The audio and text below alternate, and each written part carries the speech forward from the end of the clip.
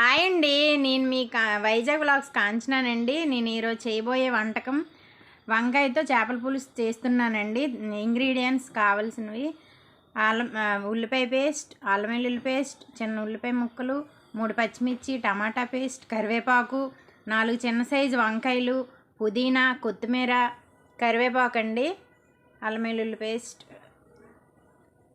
చేప ముక్కలు ముందుగా మనం కడిగి పెట్టుకున్న చేప ముక్కలను తీసుకొని పెద్ద నిమ్మకాయ సైజ్ అంతా చింతపండు నానబెట్టుకొని పక్కన పెట్టుకోవాలండి.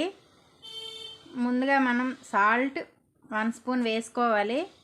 తర్వాత 1 స్పూన్ పసుపు, 1 స్పూన్ కారం మీరు సరిపడినంత వేసుకోండి.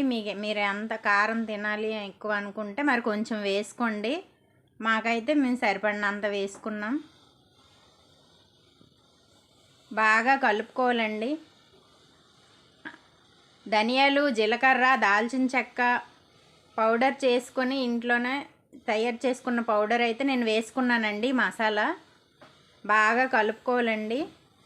బాగా కలుపుకొని పక్కన పెట్టుకోవాలండి. మూత పెట్టి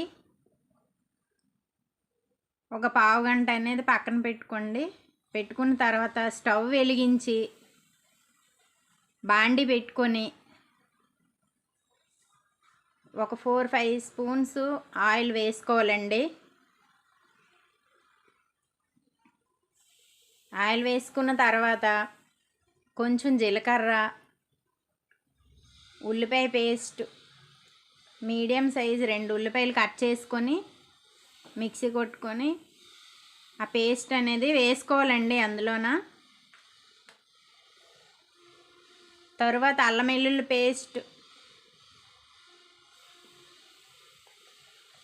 3 పచ్చిమిరపకాయలు కట్ చేసుకున్న పచ్చిమిరపకాయలు వేసుకోవాలండి. తర్వాత బాగా కలుపుకొని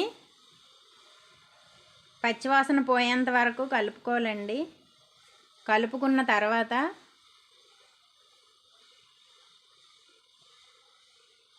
మనం ముందుగా కట్ చేసుకున్న వంకాయ ముక్కలు వాటర్లో వేసుకొని ఆ ముక్కలు అనేవి అందులో వేసుకోవాలండి. బాగా కలపాలి, బాగా వేగాలండి. తర్వాత కరివేపాకు వేసి బాగా కలపాలండి.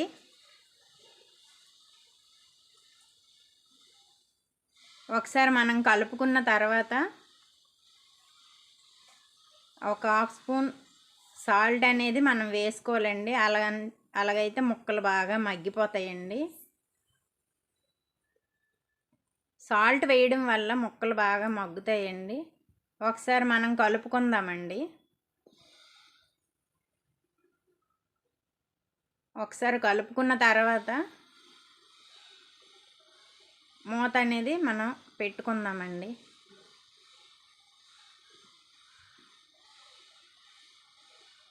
మూత పెట్టుకున్న తర్వాత చూద్దాం ఒకసారి మగ్గాయో లేదో. ఒక 10 మినిట్స్ ఆగి లో ఫ్లేమ్లో పెట్టుకోండి. హై ఫ్లేమ్లో పెట్టుకుంటే మాడిపోతుంది. తరువాత మనం ముందుగా పేస్ట్ చేసుకున్న టమాటా ప్యూరీ అనేది వేసుకోవాలండి. వేసుకొని కలుపుకుందాం. కలుపుకున్న తర్వాత కలపాలండి. అడుగంటకున్నా కలుపుకోవాలండి.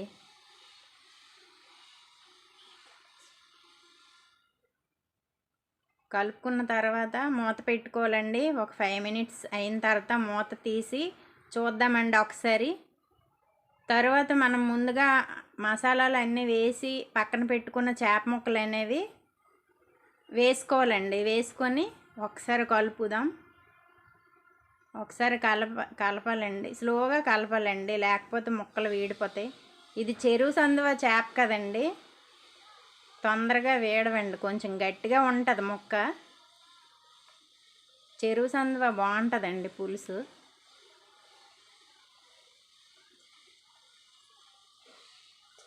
మనం చింతపండు ప్యూరీ అనేది పక్కన పెట్టుకున్నాం కదా, తుక్కు తీసి పక్కన పెట్టుకుని అదంతా ఆ చింతపండు గుజ్జు అనేది ఇప్పుడు వేసుకుందామండి ఇందులోన. కలుపుకున్న తర్వాత ఉల్లిపాయ ముక్కలు మనం తరిగి పెట్టుకున్నాం కదా, ఇవి కూడా వేసుకుంటే కొద్దిగా టేస్ట్ బాగుంటుందండి, నోటికి బాగా తగులుతాయి కదా.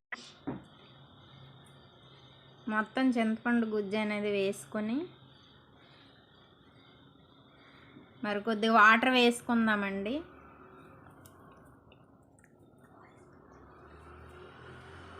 కొద్దిగా కలుపుకున్న తర్వాత మరి కొద్దిగా ముక్కలు మునిగేంత వరకు వాటర్ వేసుకుందాం. మరి కొంచెం వాటర్ వేసుకున్న తర్వాత కొంచెం కలుపుకొని మూత పెట్టుకోవాలండి.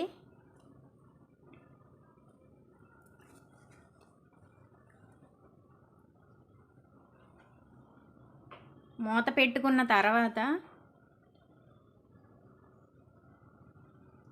చూద్దామండి. 5 మినిట్స్ ఆగి మరుగుతుంది కదండి చేపల పులుసు, గుమగుమలాడే చేపల పులుసు. ఒక్కసారి కలుపుకుందామండి. కలుపుకున్న తర్వాత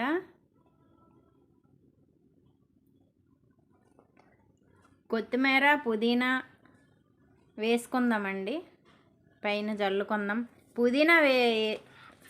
పుదీనా వేసిన తర్వాత, కొత్తిమీర పుదీనా వేసిన తర్వాత ఫ్లేవర్ బాగుంటుందండి. పుదీనా చేపల పులుసు టేస్ట్ బాగుంటుంది చేపల పులుసులో పుదీనా వేస్తే. పుదీనా కొత్తిమీర వేసిన తర్వాత కొద్దిగా కలుపుకుందామండి, ఫ్లేవర్ బాగుంటుందండి. ఈ వీడియో కనుక మీకు నచ్చినట్టయితే లైక్ అండ్ షేర్ సబ్స్క్రైబ్ చేసుకోండి ఫ్రెండ్స్. Bye bye.